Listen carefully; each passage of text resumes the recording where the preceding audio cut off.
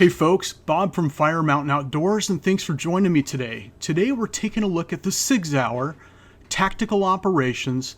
This particular model is in .40 caliber Smith & Wesson.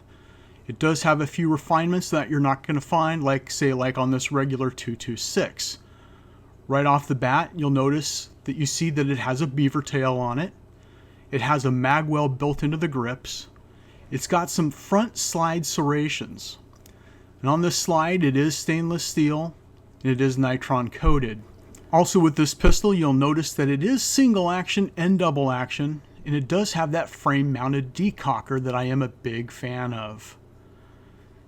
It does have a nice grip on it. It is a little bit wider than, say like a 1911. But one thing that this does have in common with the 1911 is this beaver tail on the back. So if you're used to shooting 1911s, you may find that this particular model is going to be quite comfortable for you. Another interesting feature that this particular model possesses is this integrated Magwell system. You'll notice that, on a regular 226 such as this one, that this is something that is not something that you currently get with a lot of other models. It makes for the insertion of your magazines when you're reloading a whole lot faster. You can get it in there with a whole lot more accuracy. If you're the type of person that needs to do a lot of reloads, or say if you're participating in a lot of different pistol type matches. When I did buy this pistol, I bought this specifically for bowling pin matches. I wanted the .40 caliber to have a little more knockdown power, but it did give me some disappointments as well.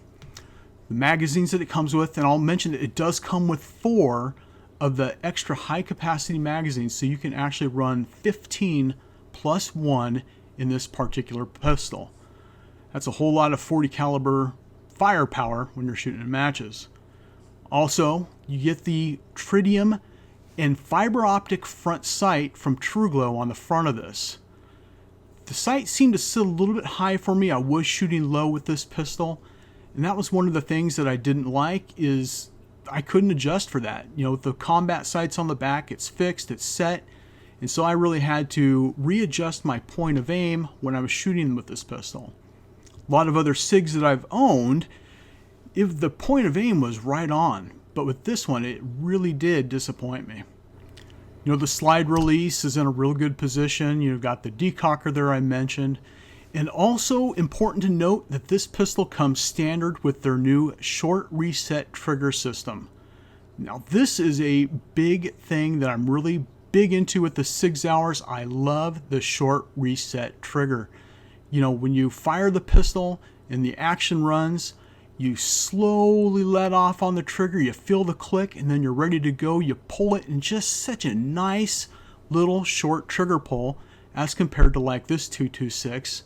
And when you run that one, it's mushier. You've got probably a 1/4 inch of extra travel. When you rack that back and you go to that reset, it's really hard to go back to a standard 226 after running one that has the SRT trigger. I absolutely love these triggers. The takedown on this particular model is exactly like all other SIGs. They are so easy to take apart. You rack your slide back, you lock the slide into place, and now you've got your takedown lever. You flip that down, and now you pull the slide back till it clicks, and then you slide it right off the frame. These things are so easy to take apart and clean. I absolutely love it. If there's ever a pistol that's easier than a Glock to disassemble, it's got to be the SIG SAUER. Just slide it back into place, lock your lever, and you're ready to rock and roll. But for me, my experiences with this pistol weren't always sunshine and lollipops. It was more like Tabasco sauce and rainy, drizzly days. I really could not get the groups out of this pistol that I expected. And my M11, the Mark 25, would shoot circles around this particular weapon. On any given day, I could expect 4 or 5 inch groups out of this particular firearm. And when I did end up shooting it in my one and only bowling pin match with this particular gun, I came in dead last. And for me, that's not usually where I'm at on the leaderboard. So I really figured with these extra high capacity magazines that I really was just going to run the tables and I was just going to be the top gunner of the day. But, I don't know if it was the front fiber optic sight throwing me off. I don't know if it was the beavertail throwing me off. There was something about this pistol that I just could not group well with.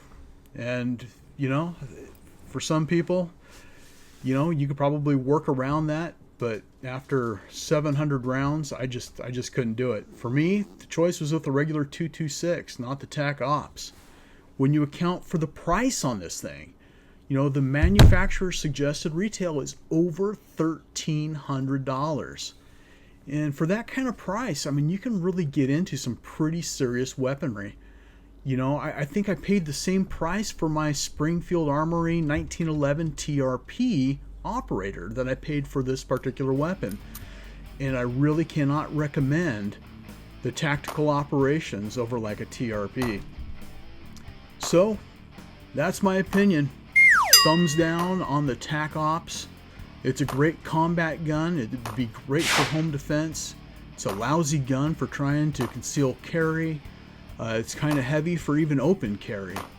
With the big extended Magwell on it, just kind of sticks out there, and the high capacity mags, this one just wasn't for me. Well, from Mark and Bob at Fire Mountain Outdoors, thanks for watching today, and if you have any questions, please post them below.